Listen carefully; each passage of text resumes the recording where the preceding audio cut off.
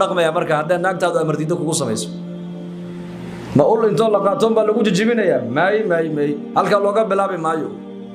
hadda naagtu amarkaagii ay qaadan weydo amarka ilaahayna ay qaadan weydo amar diidana aad ka dareento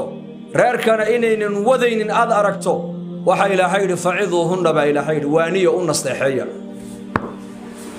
dad hortiida loogu nasteexayni maayo hatta marka loo nasteexaynayo islaanta ma ahayn ubadka dhexdeeda ma si gaar ah habeenkii adiga iyadoo markaad isla kaliyowdaan ee qolkiina aad isla degtaan ayaad si gaar ah ugu nasteexayn oo leedahay xaajiyo khayr allah ku siiyo baad leedahay sida aad u dhaqmayso reerkeena ma wadayso waa in ilaahay aan ka baqnaa faciduhunna ba ilaahay waaniya adabta islaamka loo sheegaya kala dambeynta lagu baraarujinaya alla ka cabsiga lagu baraarujinaya diinta lagu tarbiyadaynaya nasiixadaas in muddo lagu wadaya muddo badan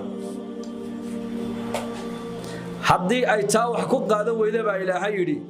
fahjuruhunna fil madaaji'i ba ilaahay jiifka uga taga ba ilaahay haagseexan macnaha